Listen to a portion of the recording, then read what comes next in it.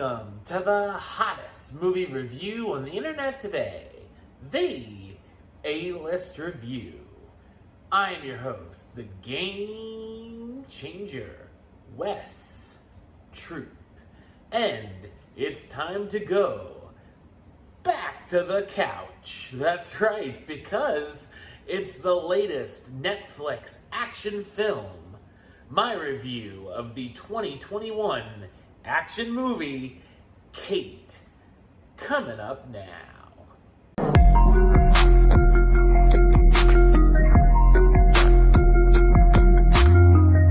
An assassin, an expert sniper named, you guessed it, Kate, has been having second thoughts about her career.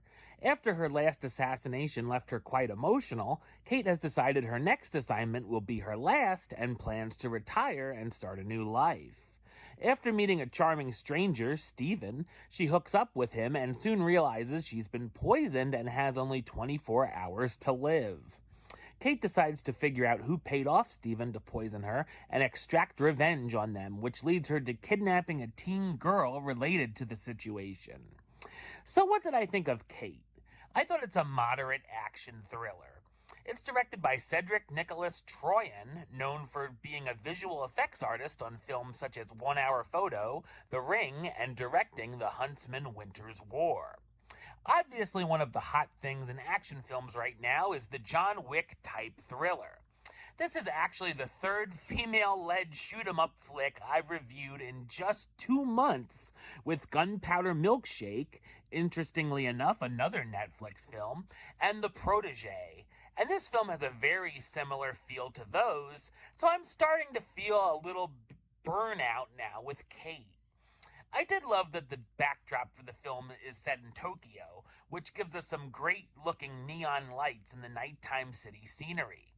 The action scenes are slick and have some nice stunt work, with gunfights and hand-to-hand combat, which can be pretty creative, violent, and more bloody and gory than I expected, which is a plus.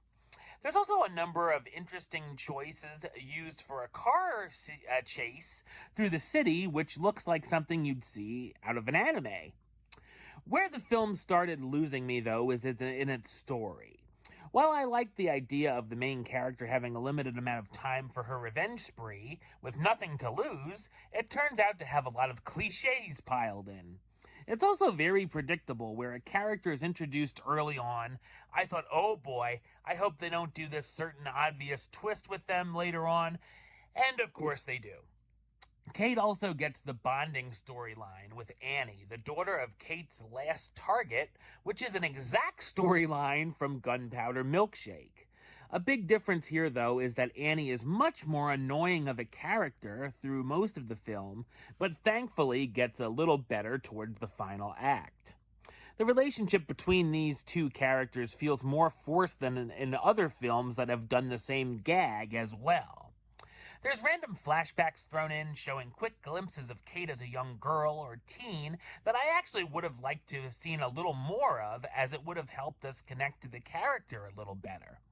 The jokes are very hit and miss here as well, and as one would make you laugh, the next would fall very flat. The pacing slows down towards the midpoint as well, making it feel longer than its hour and 45-minute runtime. I did enjoy the soundtrack by popular Japanese bands such as Band-Maid, although I would have given it higher marks if they had thrown in a baby metal song or two.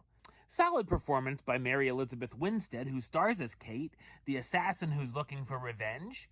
Miku Martineau as Annie, the niece of a top Japanese crime boss.